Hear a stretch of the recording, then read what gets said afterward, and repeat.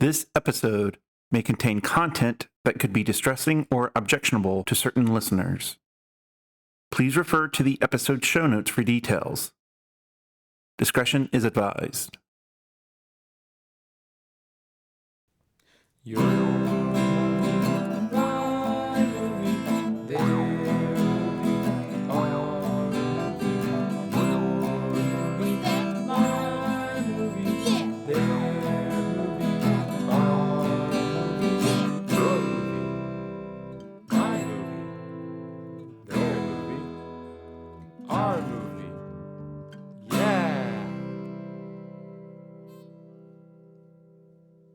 Hello, listeners. Welcome to Your Movie, My Movie with Dan and Steve. I'm Dan. And I'm Steve. This is a podcast where one of us picks a movie to watch and we discuss it together. In this episode, we're talking about one of Dan's picks, the 2007 movie Murder Party, starring Chris Sharp, Sandy Barnett, Macon Blair, Paul Goldblatt, William Lacey, and Stacey Rock, and was written and directed by Jeremy Saulnier. We will be talking about spoilers, so if you want to watch the movie first, now's the time to do so. But before we talk about the movie, Dan, who would you recommend this movie to? Thanks for asking, Steve. I would recommend this film to people who are thinking of going to art school and to cat lovers. Okay, interesting recommendation. Steven. Yes, Daniel. Who would you recommend this film for? I would recommend this film for those who want to watch an entertaining, no-budget slasher comedy involving the absurd, mean-spirited pretension of young adult artists from everywhere, while a John Carpenter-esque score plays. Heck yeah, heck yeah, heck yeah. Yeah. Very nice. Yeah. So I'm assuming that you liked it? I really enjoyed this movie. I think this might have been the most your pick that I have been most entertained by. To be honest with you. Heck yeah. Yeah. Yeah, because I thought this was a very fun movie, a very, very fun movie. So, and yeah, looking back, I don't know if any other of your picks have been as entertaining to me, as this one has been. So thank you for picking it. Absolutely, Steve. You're very welcome. And with that, should we? Why don't you get into the 2-minute summary, and then you can tell me why you picked this movie. Okay, sounds good. Okay. I'm breaking out my little clock, stopwatch thingy-majig. Okay. Okay. Ready? Ready when you are. 3, 2, 1, go. All right, so there's this ticket officer in New York. He gives parking tickets. He happens upon a a letter on the sidewalk. He opens it up. It's an invitation to a murder party. It's Halloween. He's like, okay. He goes home. He sits down, not in his chair because his cat, Sir Lancelot, is in his chair. So he sits down. And then he makes himself a costume and he shows up. He goes all the way across town to the murder party, which is in like an abandoned warehouse. And there's a bunch of art students there. And he introduces himself. And then they beat him up a little bit and they tape him to a chair. And then all these art students are arguing amongst themselves, deciding how to murder him, how to kill him in the most artistic way. There's a photographer. There's, a performance artist and a lot of different people, like a video artist. And they're all waiting for, I think Alexander is his name. And he's supposed to have, $300,000 in grant money that they're kind of competing for with this murder party. And so, but things start to go wrong. Basically, accidents start to happen. And the main character, oh shit, I forgot what time it is. He starts accidentally killing people. Things go wrong. Craziness ensues. Quirky characters happen. And our hero has to run away and eventually has to kill the bad guy because there's an actual psychopath amongst the art students, and that psychopath starts going crazy and killing everybody. So yeah, it's a comedy slasher. And that's pretty much it. 2 minutes. Okay. Very good plot summary. Although Okay, cool. this movie being only 80 minutes long, it's kind of tough to get such a short plot wrong. That's fair.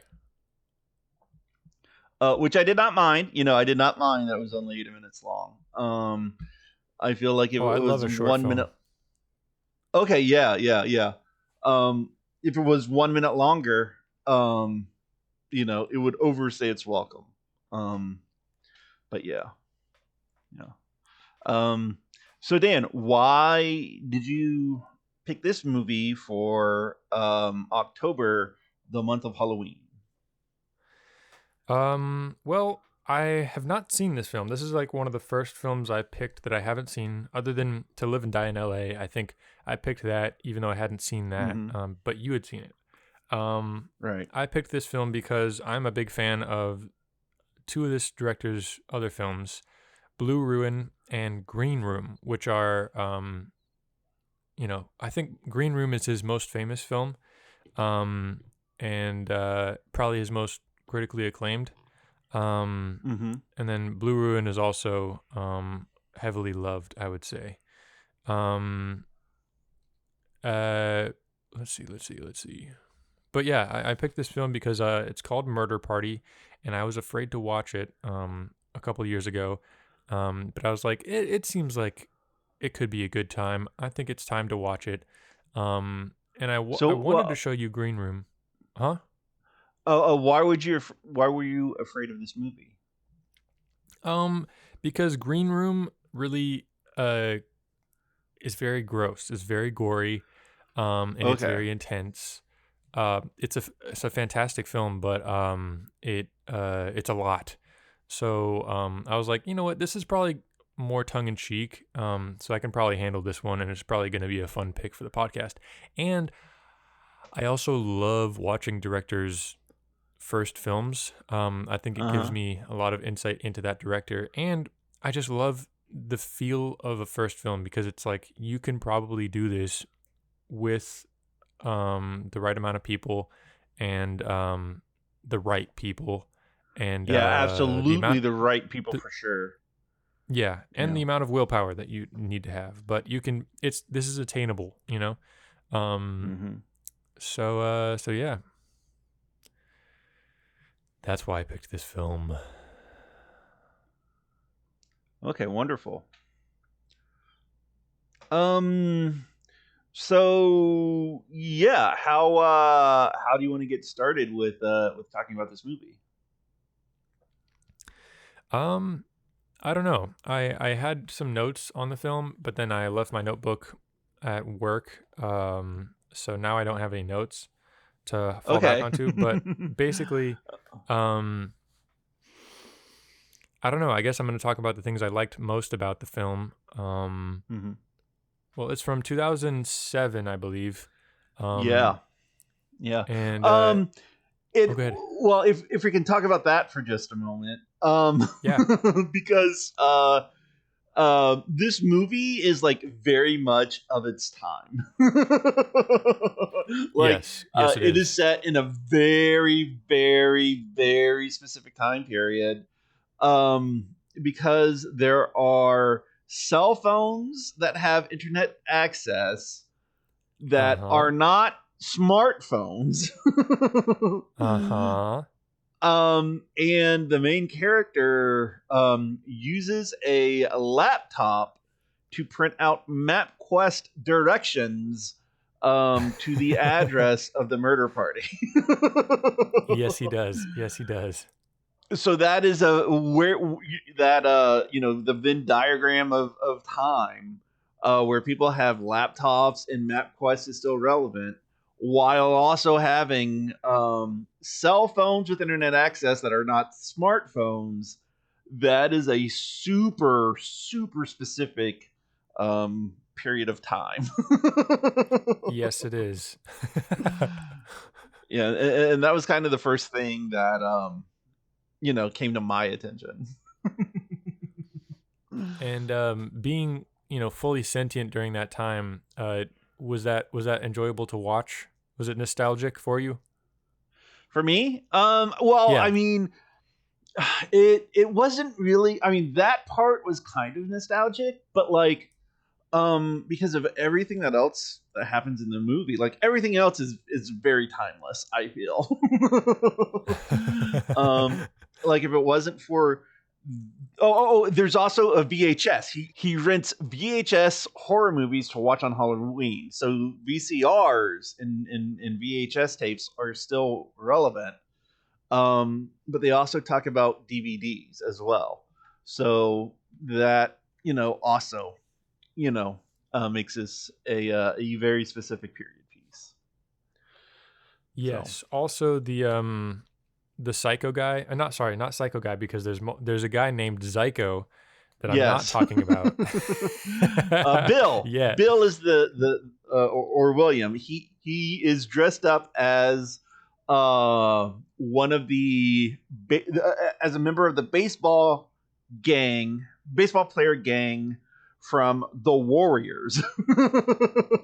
Oh, okay. Because I was like, he looks familiar. I just don't remember what he's dressed up as. But that's Oh, awesome. yeah. Okay. Oh yeah. He's dressed up as that. And then we have I guess the zombie cheerleader who was the first to die. We have then we have the Lexi, who is dressed up as, I believe her name is Pris, who was played by Daryl Hannah in Blade Runner. So she's Daryl Hannah's character from Blade Runner. And then we have is it Paul, who's dressed up as Louis from Interview with the Vampire. And then we have the guy with the Wolfman mask. Macon. Macon. Okay, yeah, Macon. And then we have Alexander, who is also a vampire, but a very different flavor of vampire. But yeah. Yes. Anyway, Bill eventually goes psycho and kills everybody. Yes. But he is playing a PSP, if I remember right. Yes, you are correct. Which is also a very specific moment in time. Absolutely. I thought PSPs were so cool, and I mean they still are pretty cool. Mm-hmm. Yeah, absolutely they are. But yeah, handhelds are I think like handhelds are much more niche things nowadays, because of tablets and smartphones, except for like the Switch. So Yeah. But other than that, yeah, I feel like this movie is timeless, because young adult art people are kind of the same, no matter Yes. the time period or even location. They're insufferable, they're catty, they're pretentious, they're mean, insecure. Mm-hmm. And this movie shows it all. So This movie is so funny. It's just, oh man, there's so many good things about this movie. But I think the thing that stands out to me most is the characterizations of the characters. You know, I think the characters are definitely the number one thing about this movie that I enjoy. Absolutely. And I think this film is more enjoyable, like, if you know art people. Like, if you know art people, or if you don't know art people, then, you know, they could come off as like very cliched, very two-dimensional. But if you know them, it's like, no. Cliches are cliches for a reason. Yeah. and this movie gets them spot fucking on. I need Alice to watch this movie. Yes. But I mean, like, specifically like young adults, artists, you know, who haven't grown out of their bullshit yet. Yeah. So I think of Alice when I think of I think his name is Paul, who calls in his assistant to help him light the murder better. Yeah. That part was very, very funny to me. I always work with an assistant. The assistant is just there. See this guy tied, you know, chained to a chair, helps light him. He says, "Hey, run away." And she's like, "No, I'm good. It's all good." I've seen worse. Mm-hmm. Well, I mean, it's like, this doesn't affect me. Like, you know, she thinks she's not going to be a part of all this. Like, she is like outside, like she's in a vacuum from all the bullshit that's happening. Well, and I she didn't. thinks I thought that she didn't think that it was gonna. She didn't know it was gonna be an actual murder, maybe, but also she was just like, this set is nothing compared to what I've seen. Oh yeah. Well, but I also think like it's that thing where, you know, artists, you know, they see bad things happening, but because they're so busy focusing on the art, they don't, you know, they think like they're separate from what's going on. You know what I mean? Interesting. That's my take on it, you know? Okay. Yeah. That's an interesting take. That's a very insightful take, I would say. Mm-hmm. Well, especially in like movies where like stunts happen and they can die easily if people are not careful, you know? Yeah. So, yeah. But I do love the characterizations, and they each do have like their own kind of character, you know, although but it's like a different flavor of pretension. Like, they're all pretentious, but they each have a different flavor of it. So yeah. And like they each are their own like different kind of art. Because Paul, you know, sets up his camera to photograph it. Lexi does video art installations. So she has a camcorder. And William is sitting down with an easel and canvas and just literally fucking painting. Yes.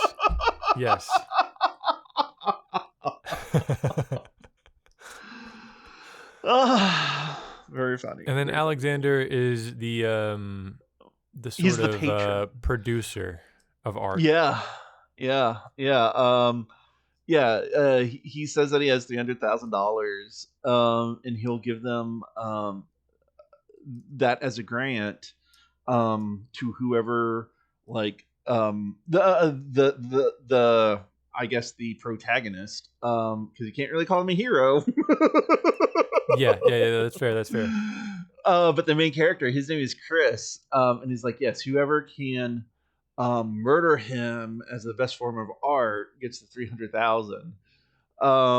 But spoiler alert, he's full of shit. His name is Tim, and he lives with his mom in New Jersey, and he doesn't have any money. And he's a line cook, which checks the fuck out. It checks out so well. Yes. Yes. People who want to do art, and like he puts himself up as the leader, that he Uh-huh. knows so much, and yet he's totally full of shit, doesn't have anything, and his plan is to have them murder Chris, and then he will have Zyko murder them all. Then he'll take their art, and because they are now dead, their art will now be worth something. So that is his fucking plan. So not only is a like, really well, not only is he like a producer who's full of shit, like he's exploiting them as well, which also, checks the box. well, absolutely, absolutely. He's very good at his job, although he's very stupid at the same time. Yes, absolutely. Yeah. And he's And then, fucking two of them also. yes. Those are very funny scenes. Very funny shots. Hilarious. Mm-hmm. Yeah. Oh my god, I love. Okay, so some themes I've noticed because I might Uh-huh. want to show you eventually Blue Ruin and Green Room. Okay.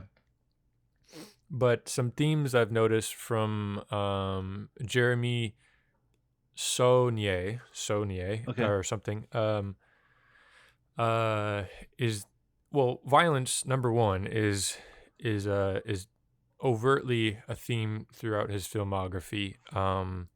He uses a lot of practical effects and practical blood and just different Mm-hmm. things to portray violence. Sorry, I lost my train of thought. Oh my god.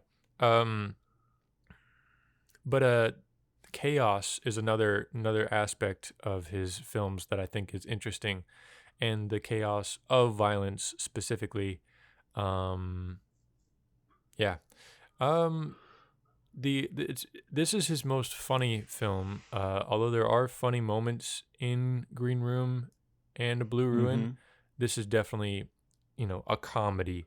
The other ones are definitely not comedies. Blue Ruin is more dramatic, and Green Room is more, I would say, horror. Um, Okay. yeah, he just directed a new one, Rebel Ridge, which I haven't seen. He did another more normal one called Hold the Dark, which is not as well received, and I haven't seen either. Um, Is Rebel Ridge the Netflix movie with Don Johnson?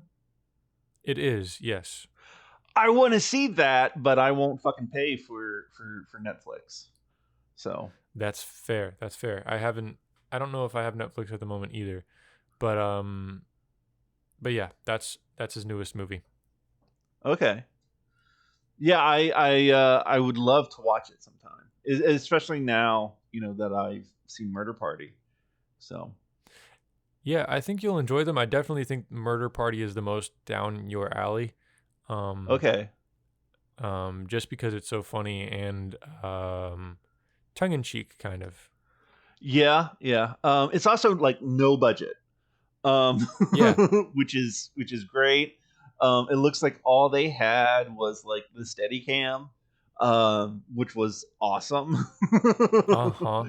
Yeah. um, yeah, oh man, like this movie is shot so well. Like it's shot so well. Um, like oh my god, I just love the way this movie was shot. Talk about it. Um, What do you love about the way it was shot? well, it looks very consistent. Uh-huh. Uh-huh. um, but like that consistency is like keeps you within it. You know what I mean? Hmm.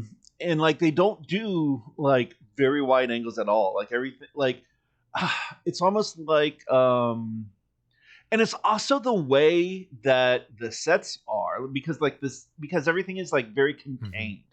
Like you only see Mm-hmm. parts of a room. So like there's a very it feels like I'm watching a movie that is shot vertically on a smartphone, but I know it wasn't. Um, but it's not just because of the camera; it's also the way like the sets were designed. And I say all this to its credit. Interesting. And I think that gives it like a very gritty feel, like a very immersive feel. Like there's a couple of shots that I think were oneers, and if they weren't, it feels like it's a oneer, which is just as good, you know. Mm-hmm. Yeah. Yeah. So because of that, I'm never out of the movie. Like it keeps me in the movie. So Yeah, and that's another great thing about it being 80 minutes is that there's no time wasted. There's constant jokes, there's constant gags, there's constant action. And yeah. you're never sure what's going to happen next, but there's always something interesting going on. Yeah, yeah. Like I think the only time it kind of drags is maybe when they all take truth serum. Oh my god, I love that part though. It's okay. It's okay. But for me, like that is the. But that's also because I thought this movie would be something else. Like uh like when the dead so what happens is yeah, Chris finds this very ornate letter blowing on the street that was blowing down the sidewalk. He picks it up. It says, hey, murder party, come alone, here's the address, here's the time. And the opening shot of the movie is like his stoop to his house, which there's a jack-o'-lantern, and then somebody picks it up and smashes it. So when he gets home, he picks up that smashed pumpkin and he makes pumpkin bread out of it, which is kind of funny to me. Yeah, he makes pumpkin bread out of it to take to the murder party, and then he gets there and he sees all these people in costume who are surprised to see him. Also, he for his costume, he takes cardboard boxes and duct tape and like makes this ludicrously awkward night costume out of it. But there's such a funny gag though, because he goes into his apartment and he goes into his closet and he gets out some boxes, and there's one box that says like costume on it, and he pulls out the costume and it's like a a ready-made like monster mask that's pretty sick, and he throws that over his shoulder and then takes the box. Yeah, and he never takes it off, and like the helmet he makes is just ludicrous. It's got like these like droopy ears on it. It's very strange. Yes, it's like if you were inspired to make a night costume from Monty Python and the Holy Grail, it's probably what you would come up with. But anyway, the dead so they've captured him, tied him up, and the zombie cheerleader starts to eat the pumpkin bread, and she's like, wait a minute, are there raisins in this? And he nods yes, and then she asks, are they organic raisins? And he nods, shakes his head, no.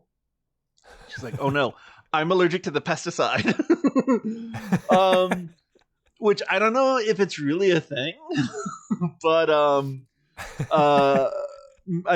someone like grabs a box for her to sit down on, and so she sits down, but then she faints, and so she falls to the ground and hits her head, and like her head gets impaled, and so she's bleeding from it, and she sits up and she says, I think I smell grass.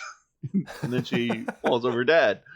So when that happened, what my expectations was, what the gag of the movie is these people, they're all here to kill him, but slowly over the course of the movie, they're going to wind up dead either because Chris kills them on accident or because of their own incompetence. Which kind of happens, but it's not throughout the movie. It's just in the third of the 5 acts. you know. It kind of happens. It happens some to more people than others, to Yeah, certain people. yeah. Like So mhm. Macon is in love with the zombie cheerleader, or no, No, is it the zombie cheerleader he's in love with? no. He's in. Macon is in love with Lexi, who is Pris from Blade Runner. Okay, right. Yeah. Okay, yeah. So Macon is in love with Lexi, Uh-huh. but she's clearly not in love with him. Yes. He is getting drunk the entire night, and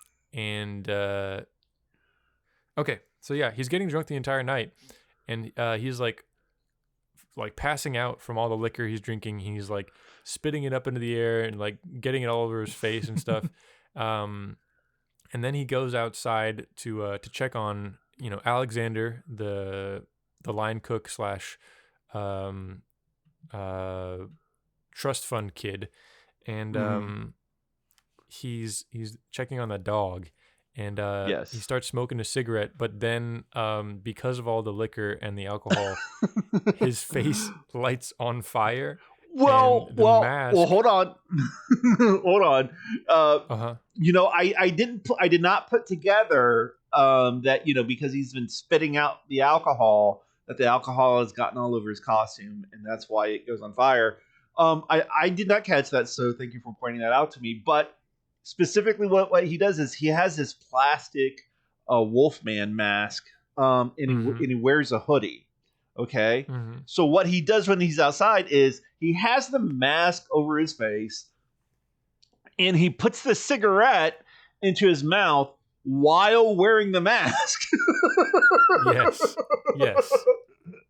And that's when he lights the lighter and immolates himself. Yes. It's so great. And the mask like melts into his melted skin, and so he becomes one with the wolf costume thing. Yeah, and that is such a great makeup effect. Like it is that is incredible. Yeah, absolutely. Yeah. Like some behind the scenes, I guess. Macon is the most well-known actor in the film. He's the only one who has his own Wikipedia entry. Yes. Unfortunately. Yeah. Which is crazy because everybody else does like really well in this movie. Yeah, absolutely. And I think Lexi is I think she's like a singer. She in musician. So Sandy Rock, I believe is her name. Huh. Okay. Yeah. Well, Macon is also a director. He directed the film I Don't Feel at Home in This World Anymore. Have you seen that one? Okay. I have not seen that one. Okay. Well, it stars I think that's on Elijah Netflix Wood. as well. What's that? Is that a Netflix movie as well? I think it might be. Yeah. Yeah, I think it might be. Okay. Well then, yeah. I that's why I have not seen it. He's also directed The Toxic Avenger, which is a remake. Okay.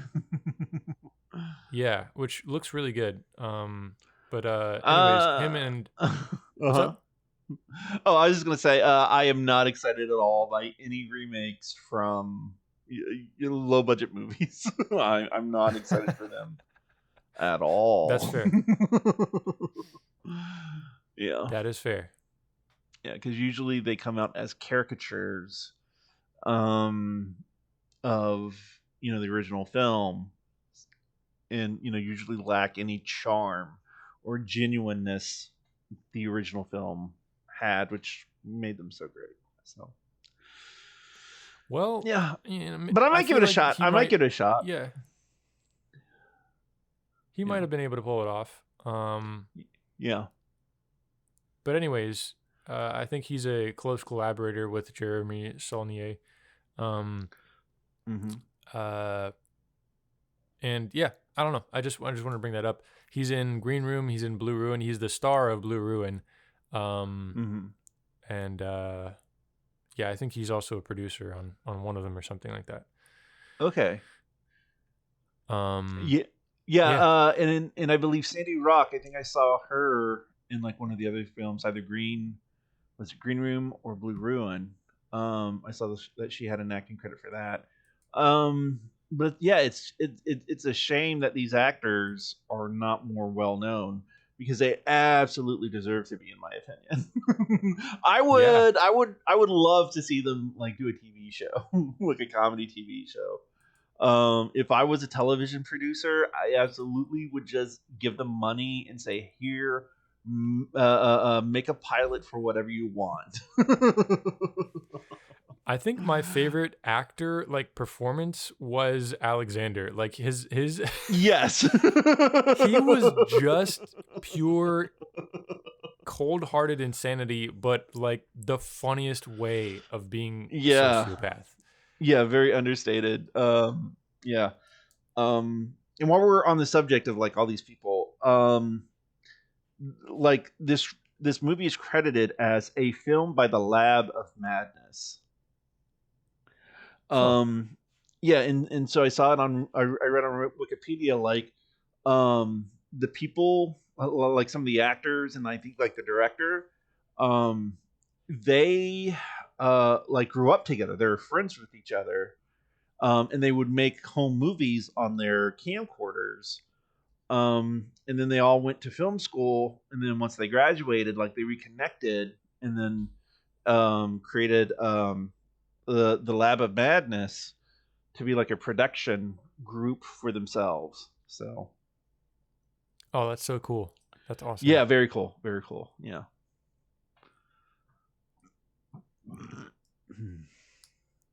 And actually, oh, I'm throwing it off again, but Mm-hmm.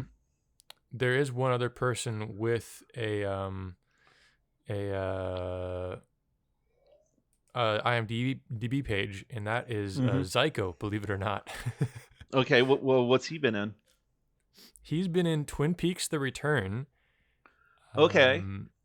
Argo, the Ben Affleck movie, Uh-huh. Twilight: Breaking Dawn Part 2, Free State of Jones, and a few other films.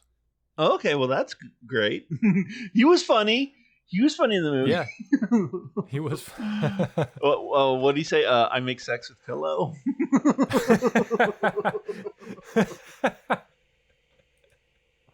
That's a funny Oh line. dear.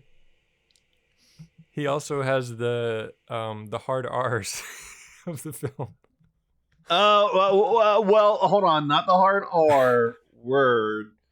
Um, but they do use the N word with the hard R. They, which, Oh, uh, yeah. yeah, yeah, they do bust that out. It's funny because like the only word they use like to disparage somebody is dildo, and they use it throughout the whole movie. That guy's a dildo. Don't be a dildo. Um, and then like they ask him, how's it feel to be a drug dealer, and he says feels good. But you have to. But then he says something like, "Oh, but you have to deal with the N word," and then they just bust that out and the N word with a hard R. Yes. Well, And it's actually, like, it's weird. uh-huh. Well, he says that it's better than working at the pierogi stand because you don't have to serve, N-word with the hard R. Uh-huh. And then my favorite part is the zombie girl is like, it's so interesting. Well, she's like first of all, gross, the racism, gross, but it's No, so that's not. interesting. She's not the zombie girl. She's Pris from Blade Runner. Oh damn, I keep getting okay. All right, Mhm. I have to. I don't have a mental image of her, and I need to get a mental image of her Okay. back in my brain. Okay. It's okay. But yeah. Go on as to what you were saying about what she said. She's like, first of all, gross racism. You, oh And then wait, she okay, busts it out herself. What? She said, yeah. She says gross, don't be racist. But then she says the word herself. Yes, yes. And then in the most art student way, she's like, the N Yeah. word is the most powerful word in the United States. And look at your reaction. Look at your reaction.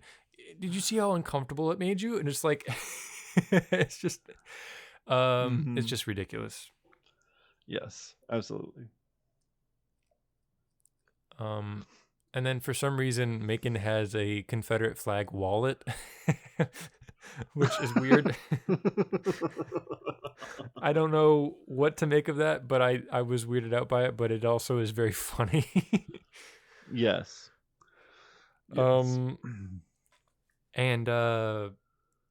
Macon has a fucking electric chainsaw, which is just the funniest bit.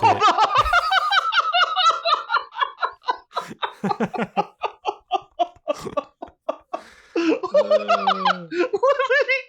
me laugh about this for a while. Because it's hands down the funniest gag all throughout the movie. because Chris gets free. He gets free, and so they're like in a package factory, and they're all trying to catch him before he can get away. And then Macon has an electric chainsaw with an extension cord plugged into it. So first he has to find an outlet to plug it into, so he finds it, and then he runs after Chris with it whirring around, and there's like this wall of boxes, and so to psych Chris out, he like starts cutting the boxes in the wall, but then it's too far from the outlet and it gets unplugged. and for most of the movie, Megan is running around with the electric chainsaw and the extension cord. And, that's just the funniest bit to me. Oh my god. Oh god. Yeah, that's a great bit. That's maybe the hardest you've laughed at an intentional bit in a film.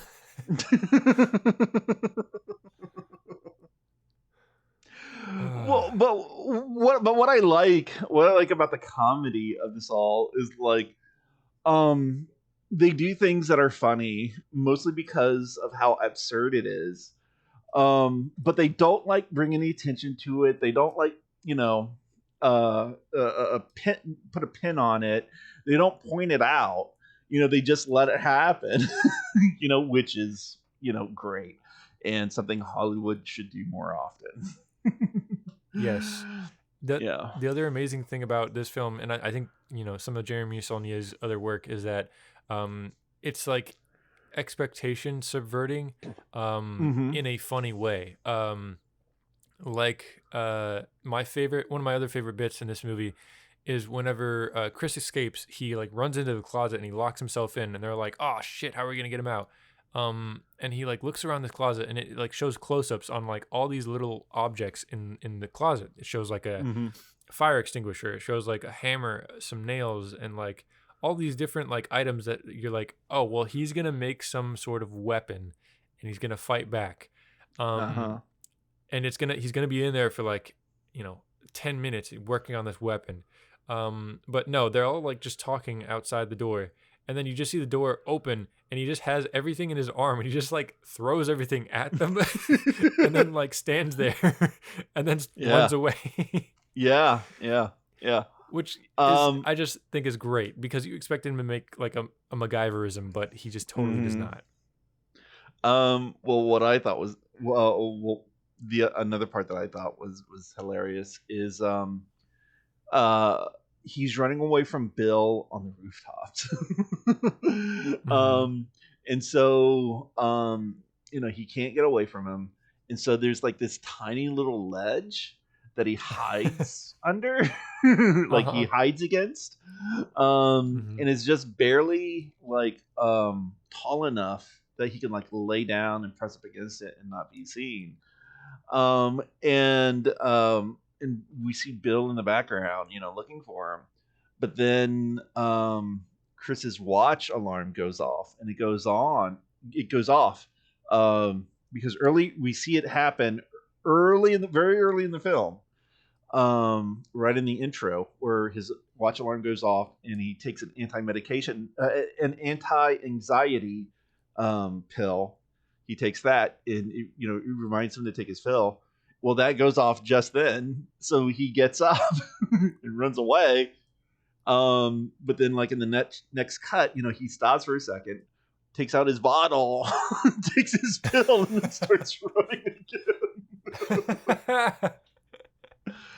And I feel like I think like that is a very millennial humor. Like there's all this shit happening. There's all this chaos around you. You're in terrible danger, but you got to pause and do what you got to do. Yes. That feels very millennial to me. So, this movie felt like a few other movies that I wanted to bring up. Oh, absolutely, absolutely.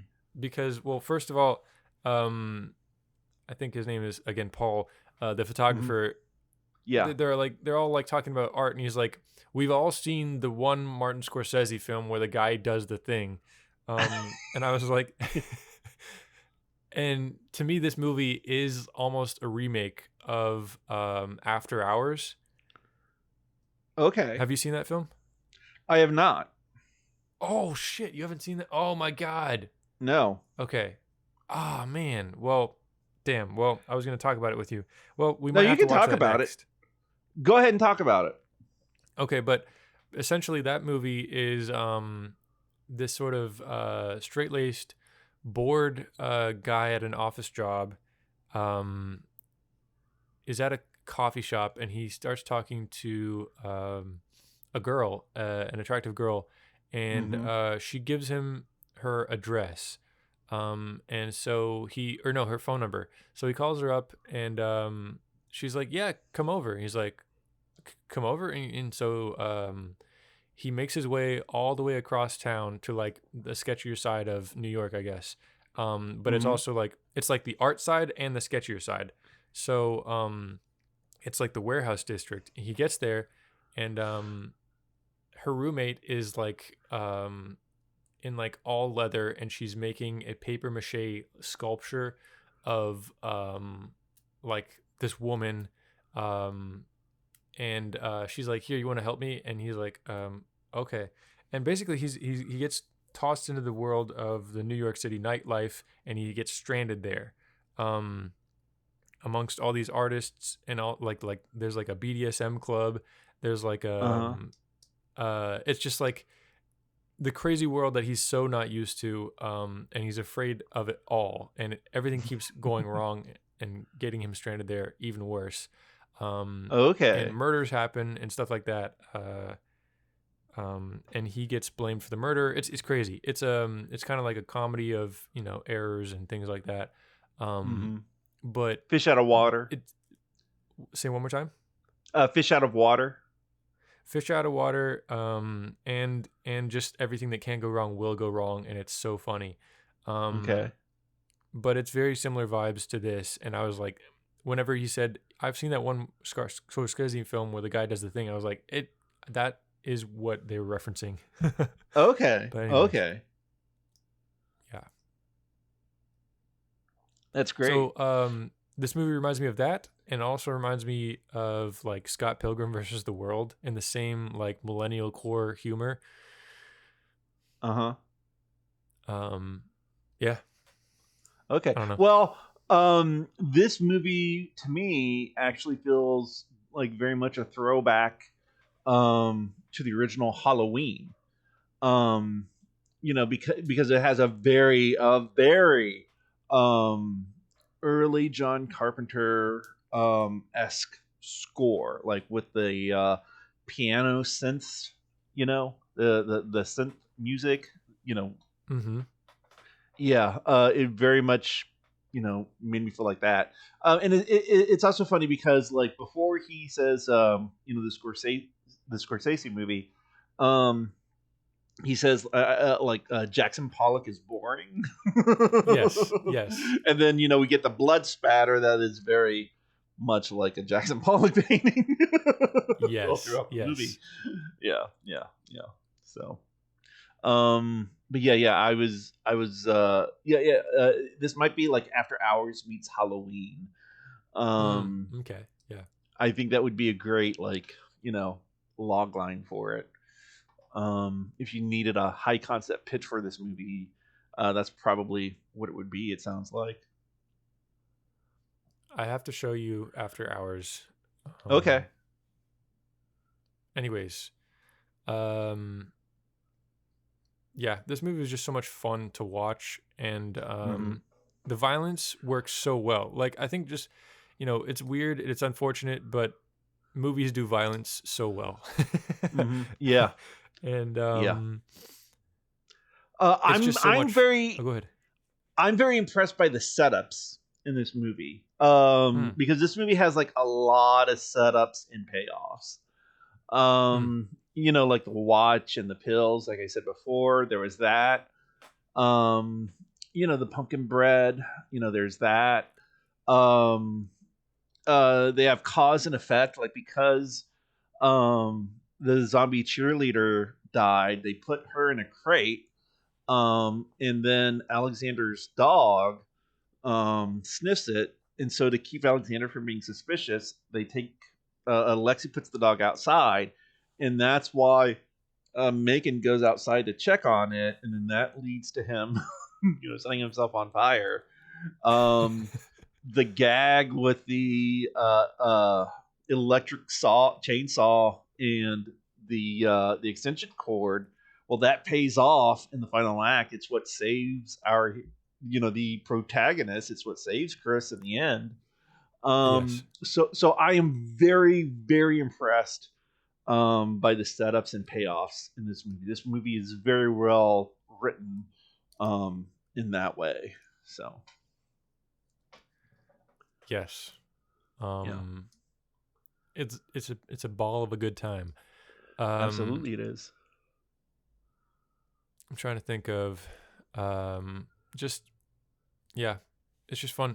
Also, like, there's the neighboring, so they're all like, the whole time they're like, well, we should just ditch this party and go to Cicero's party literally down the street. It's like 2 houses down, and they're like, no, Cicero's dumb, and he's he's a sellout, and it's so great because it's like the most fun set piece. Bill, the Warriors baseball gang guy, who decides to break bad and go psycho, and chase after Chris and everyone, is chasing Chris through the party, Cicero's party, and it's like everyone thinks that it's a Halloween gag, or like a bit, and then eventually they make their way into like this interactive art exhibit, where women who are naked but they have paint on, and Chris like takes a moment to stare at their boobs, which are bare but also painted over, so they're covered. It's like reminds me of when I went to New Orleans for Wendy's during Mardi Gras. There were some women doing that, taking their shirts off and get their boobs painted so they can be out like that. Hell yeah. Yeah.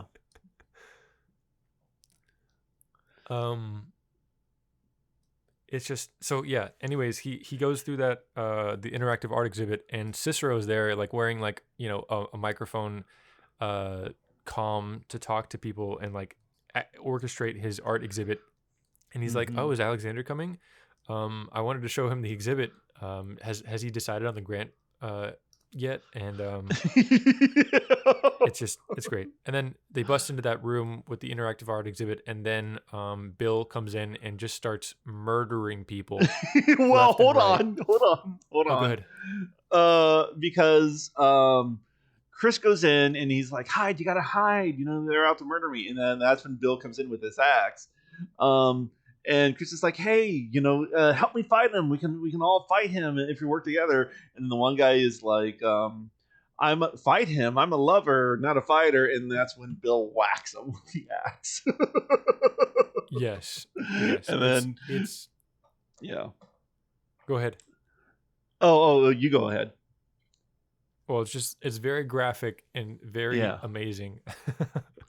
Yeah. Well, it's all very tight shots. Like, it actually reminds me of the shower scene from Psycho. Yeah, because I think what happened was like they didn't have like a real budget like to do something like super gory. So what they did was they like zoomed in on things in order to make it feel more gorier than it actually was. And I think that is absolutely the case when Chris gets the electric chainsaw and then uses it on William. Like, I can tell just from the way it's shot that's what they did. Like they didn't have faith in like that effect or that action, and so they like filmed around it, and it works just as well. So yeah. But yeah, Bill is axing people in this tiny white room, and then out of nowhere, the chainsaw attached to the cord falls in front of the window. Well, it's because Macon is on the roof, and then he plugged it in, and then he tried to go after him, but then he fell off the roof. Yes. Yeah. Yeah. It's just fantastic. Very funny stuff. Yeah. And then Chris walks out after he, kills Bill in self-defense. And the people at the party go in and see it, and they, oh my god, this looks so real. Yeah, it's like violence as art. And then Chris goes up to one of them, and he's like, this is he's like, can I have your phone? So he takes the phone, he dials 911, he says, this is real, and then he hands the phone off, and then he just walks away, which is the absolute correct decision to do in that moment. So yeah. What order? So Bill goes into this party, the interactive party, and he stops and orders a drink. Do you remember what drink it was? I think I wrote down. Is it a panty puller? Is that it? Yes, it's something like that.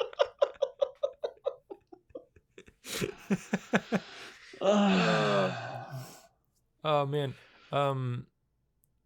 Okay, there's a part where the truth serum part that I love, and it's Macon. So everybody takes truth serum except for Alexander and Zyko, or no, Zyko takes it, but Alexander doesn't take it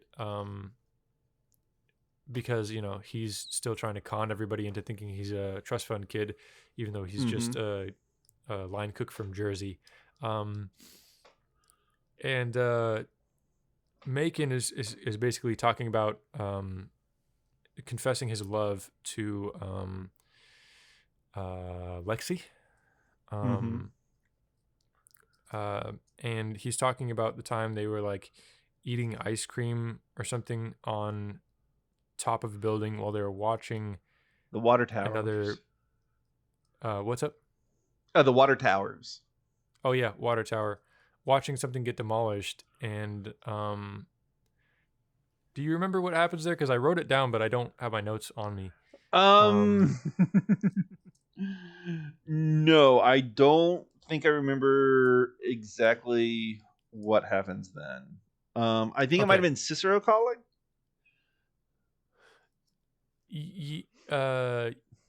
Yeah, probably so. But regardless, he's confessing his love, and he's like painting this beautiful picture of the moment, and she's just like so not paying attention at all. But it was just No. it was beautiful writing in that moment, and very character specific, very rich, and yeah, it was quite lovely. Yeah, that part, the dialogue for the truth serum scene is very well written. It's absolutely great dialogue. Mm-hmm. If there's nothing else that you want to talk about the movie, would you like to? Well, I'd like to go through my notes and Yeah. Okay. Well, there's a few more things I want to talk about, but go for Okay. it. Well, I can wait. I can wait for the end. Okay. Yeah. I just think Alexander is like the schoolyard bully, but he also wants to impress everybody at the same time. So like he shows up and Paul is in this like very elaborate vampire costume, and he's got like fangs and everything. And Alexander's like, "What are you?" And he's like, I'm a vampire." And he's like, "What are you?" And Alexander's like, "I'm a vampire." And then he like has Zyko, his crazy like Russian friend, like pull out a gun. Hold on. Yeah. But the thing is like Alexander, like he has like a black shirt on and like maybe a black coat with like red trimming on it. And he has like this Maltese cross necklace, and that's his idea of a vampire costume. Like he's so lazy. Yes, about his extremely low effort. Okay. Yeah, and then he says, "Oh well, I'm a vampire too," and then keep go on with the story. And then he makes his his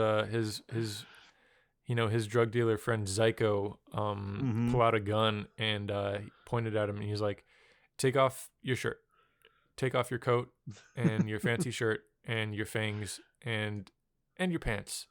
And so it's just like this moment of just insanity, and this is like our introduction to the character. Yeah, establishing character moment for Alexander for sure. And it's very funny. And then he's fucking Lexi in this like weird dollhouse set that is in the warehouse.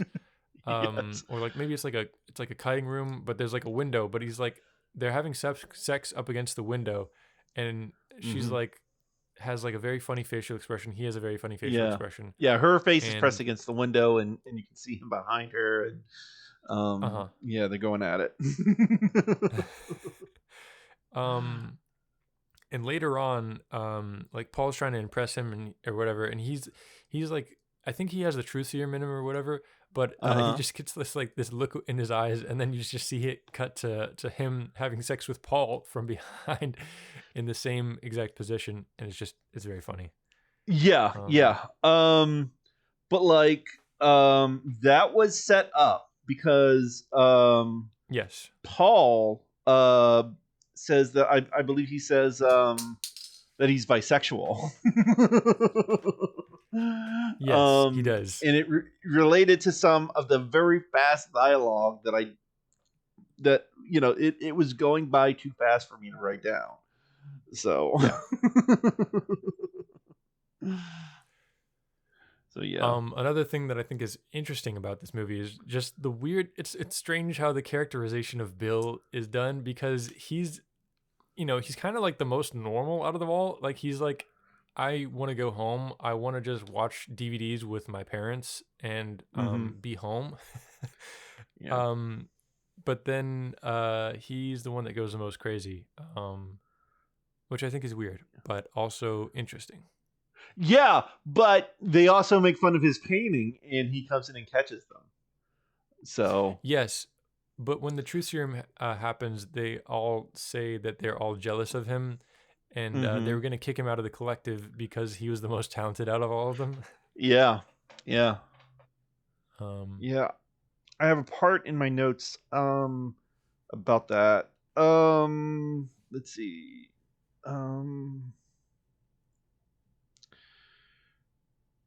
Because she talks about like how Damn it. You're really talented and we're insecure, is what she says. Yes. Yes. And that's right after Zyko says, I make sex with pillow. Oh yeah, yeah. Well, and it also relates to this in my note where, yeah, they take the truth serum, and I think Paul says, "Who's the best artist? Who is the best artist here?" And they all answer me. Yes, it's so good. It's so good. It's funny because it's true, Daniel. It's funny It is because it's true. true. It is true. We're all the best artists, you know? Yes, yes, we are. Yeah. I think I'm done. So now you break out the notes. Okay. Let's see. Yeah. The movie that Chris puts in to watch is called Scarewolf. I would watch Scarewolf. I just want to say I would watch that on VHS. Absolutely. Let's see. They say that as Chris is walking down the street, the camera cuts to the street sign that says Shore Street. So I don't know if that's meaningful in any way.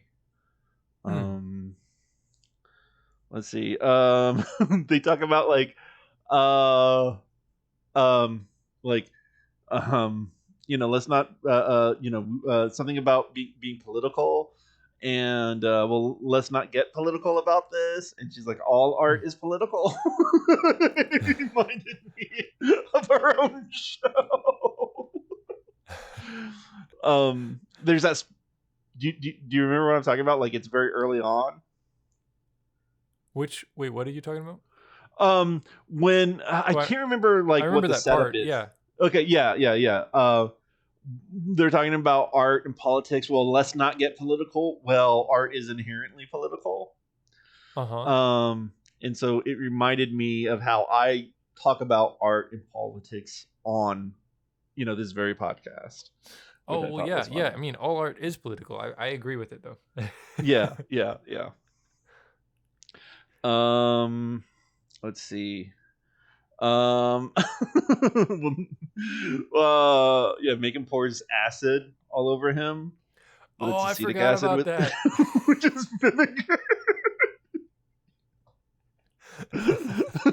I'm so sorry.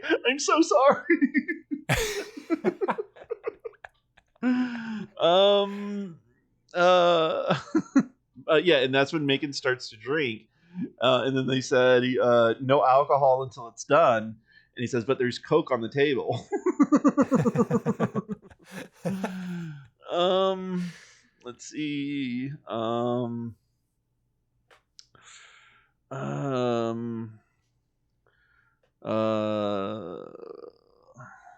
Okay. I don't deserve to be pun-ished. You're my new best friend.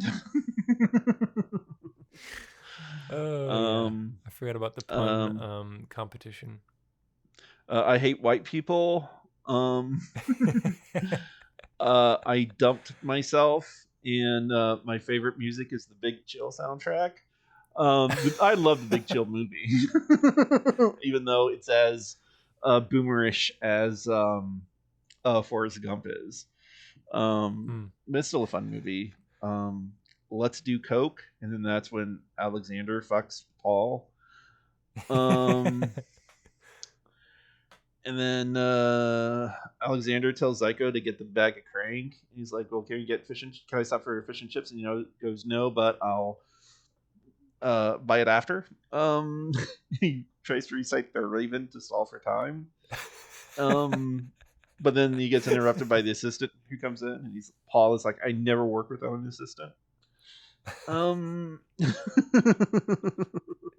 then the dog takes the bag of crank.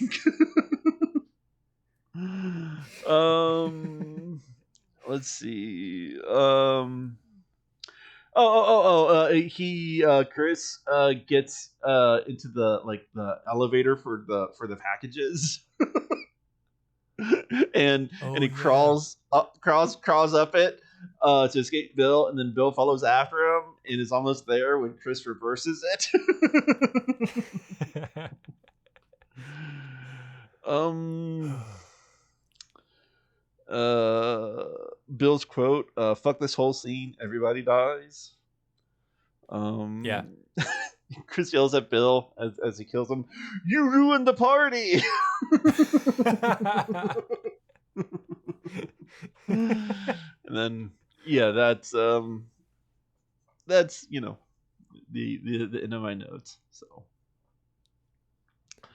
Pretty good notes. Yeah. They packed So a lot into this. Oh, how could I forget? Sir Lancelot, which is Chris's cat in the beginning. Chris goes home from his job as a ticketing officer, and he puts the movie in, and he pours himself a bowl of popcorn or something, or cereal, and he goes to sit down in his chair across from the television, but his cat, Sir Lancelot, is in his chair, and he's like, Sir Lancelot, please get down, please. Sir Lancelot does not move, and Sierra was walking in at that moment, and she's like, is that just like a still image? And then the cat's tail flicks, and she's like, oh wow. And so he sits on the bed instead of on the chair, and then later at the very end of the movie, he's covered in blood and he's still in his costume, and he's like, Sir Lancelot, please get down. And after a few moments, Sir Lancelot gets down, and he sits down and he turns on the TV. Yeah. And I was like, yeah, this is just how it feels when you don't want to go out sometimes. Or when you don't want to go out and you do go out and you regret it. Yeah, this is how you come back home. Yeah. So that's why I recommended this movie to cat people. Oh, what was that? That's why I recommended this movie to cat people. Okay, yeah, absolutely. Before you go, a special thank you to our bestest friend of the show, Brian. Thank you, Brian, for supporting Your Movie, My Movie. Now, if any of you would like to support the show, please check out our Patreon at patreon.com/YourMovieMyMoviePodcast, or leave us a review on whatever you're listening to us on. Thank you for listening, and thank you for your support. So any final thoughts? Very funny. Would recommend. And we'll probably watch again. Okay. Yeah, I would watch this again as well. This movie, it actually reminds me of another no-budget horror movie called House of the Devil. So Murder Party was made in 2000. Murder Party was made in 2007. House of the Devil was made in 2009, and it was directed by Ty West, who has gone on to make other movies, especially horror. He was a director in the first VHS movie. And the thing is House of the Devil has I think a 6.2 on IMDb, but Murder Party only has a 5.6 on IMDb. And I'm like, House of the Devil is fucking boring. When it came out, I remember people talking about how great it was. But that movie is fucking boring as all hell, I thought. Whereas Murder Party, it just goes along and never stops. It's so well paced and so well written. And I have absolutely no idea how Murder Party is less scored than House of the Devil. Is House of the Devil a comedy? No. It's a straight up horror, and it's supposed to evoke horror movies of the 80s, but it has such a low budget that the only thing that House of the Devil has for it is mood and atmosphere. But that's because it takes its time to establish mood and atmosphere. That's because it only has it has a budget, so they can only do mood and atmosphere, if that makes sense. That does make sense. What's that? Oh, I just said that does make sense. Okay. So yeah. And like if I were to pick a companion piece for Murder Party, House of the Devil would probably be it. Just because, you know, there are no budget movies. And they look at and they're made around the same time period. But I think Murder Party is clearly the superior movie to House of the Devil. And if you had pictures first, I would probably have picked I would probably have picked House of the Devil to go along with Murder Party. So maybe we'll watch that sometime, or maybe not, because I don't think it's that good of a movie. So yeah, fair. So that was my final thought. There's a good final thought. Yeah. Other than, you know, hey, well, watch this movie. Watch it. It's on Tubi. It's on Pluto. It's on a lot of the free stuff. So, you know, free streaming apps. So yeah, check it out. Check it out. It's really fun. Yeah. Are we done? I think we're done. All right. Bye. Bye now, y'all.